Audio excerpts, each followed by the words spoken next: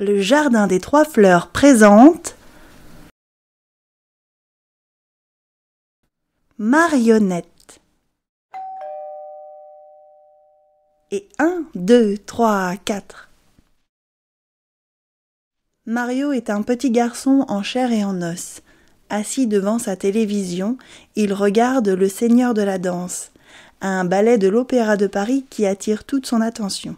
Il ne bouge pas. Il concentre son énergie à l'enregistrement de chacun des mouvements du danseur principal. Rudolph. Quel incroyable virtuose!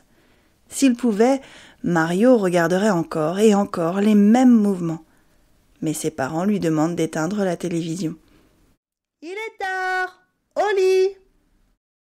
Oh non, il est indigné. Pourquoi n'entend-il jamais cette phrase à l'heure des devoirs ? C'est injuste. La nuit, il rêve encore au décor de la scène. Il entend la musique de la veille durant toute la nuit. Si bien qu'il se réveille, la tête au pied du lit, une pantoufle à la main. A-t-il fini par danser sur la tête ? Peu importe, la décision est prise. Au petit déjeuner, il annonce à ses parents. « Je veux prendre des cours de danse classique. » Les parents de Mario sont contents de savoir qu'il a enfin une idée d'activité extrascolaire à 2 pas de chez eux. C'est entendu. Tous les mardis, à la sortie de l'école, Mario ira à ses cours de danse classique. Le rythme de la vie devient entraînant et régulier. Lors du premier cours, Madame Zigzag, la professeure, questionne tous les participants sur leur motivation, en précisant que cette motivation doit être forte, car le chemin est long et les obstacles sont nombreux. Mario répond qu'il voudrait voler comme Rudolph. Un silence se fait dans la pièce. Un camarade lui sourit. « Non, ne riez pas, pas voler comme Rodolphe, le renne du Père Noël, non, Rudolph. Il parle du plus grand danseur de tous les temps.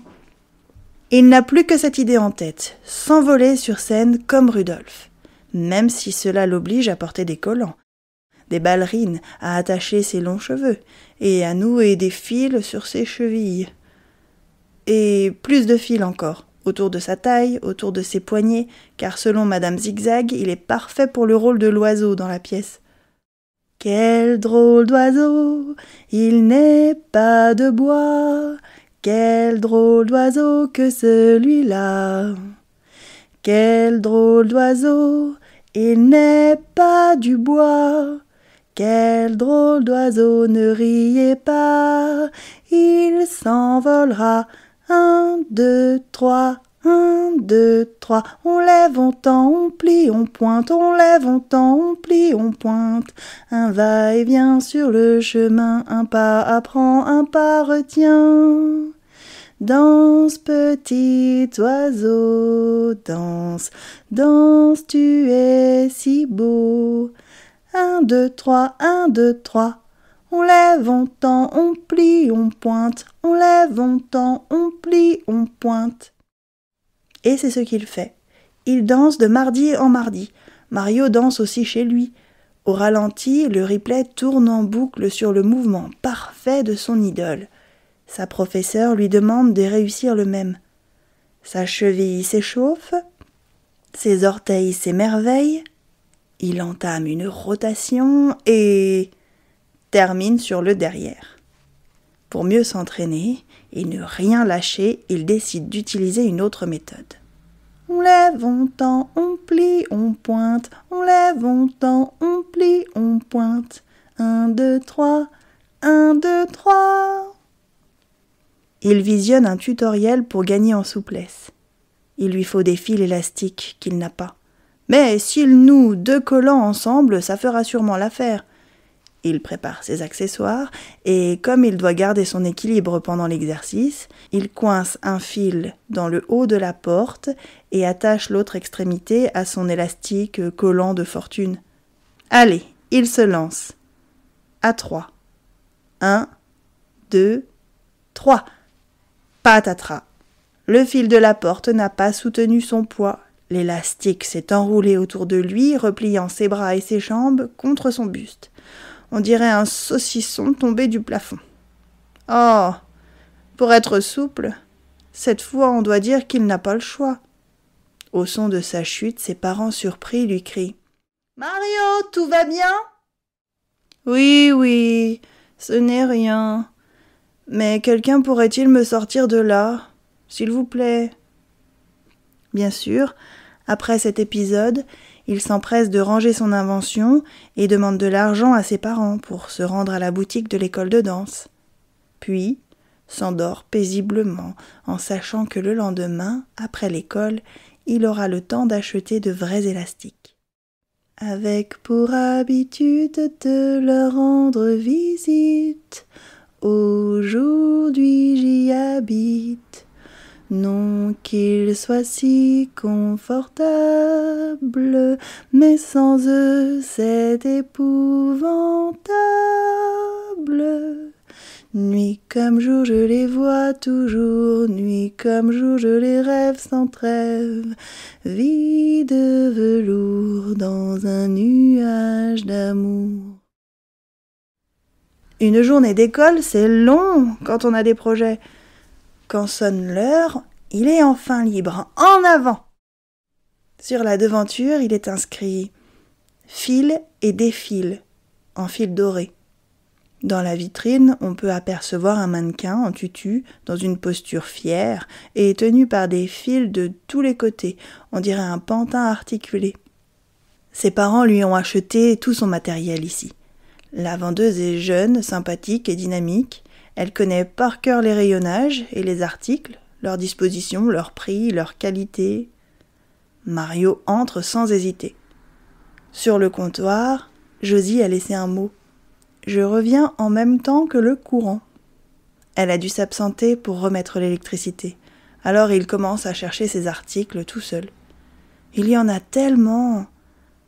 Avec un objectif si précis. Il pensait que cela suffirait. Un élastique, c'est un élastique. Eh bien non. Visiblement, ce n'est pas suffisant. Il y en a sur toutes les étagères, de toutes les couleurs, de toutes les tailles. Comment s'y retrouver sans l'aide de la vendeuse? Il dit tout haut pour ne pas abandonner. Bon, je ne veux pas d'un fil rose. Ça en élimine beaucoup. Et ceux-là, ils sont tous emmêlés. Je vais bien trouver une extrémité. Il y en a combien dans ce paquet? Si on ne prend pas le bon fil, on peut se tromper d'histoire. Et si on le tire, il ne faudrait pas aller trop loin. Tire, tire, tire et paf. Tire, tire, tire, patatras. Tire, tire, tire et paf. Tire, tire, tire et patatras. Le plus simple dans ces conditions est de se remémorer la figure à réaliser pour connaître la longueur du fil souhaité. Oui, mais quelle est la distance entre son pied tendu au ciel et son torse? Il n'a jamais mesuré. Voilà notre Mario qui se met en position, dans le magasin, entre l'étagère, la vitrine et le mannequin immobile. Il essaie de mettre un fil au bout de ses orteils en se tenant de l'autre main à l'étagère. Et il obtient le même résultat que la dernière fois. Patatras. L'étagère a cassé, les fils se sont entortillés. Mario est exaspéré. Est-ce qu'il réussira un jour? N'aurait-il pas vu un peu trop grand? A-t-il suivi le fil de sa propre histoire? Tire, tire, tire et paf. Tire, tire, tire, patatras. Tire, tire, tire et paf. Tire, tire, tire et patatras. Il en a gros sur le cœur, il n'essaie même pas de se défaire. À quoi bon? Et puis, d'autres tireront les fils à sa place. Démotivé, il reste là, pendu par un bras, étiré par les pieds, ficelé. Ça pourrait presque ressembler à un hamac, si on oubliait la douleur. Pas tellement physique, non. Plutôt la douleur tragique de ce moment déconcertant. Tire, tire, tire et paf. Tire, tire, tire et patatras. Tire, tire, tire et paf. Tire, tire, tire et patatras.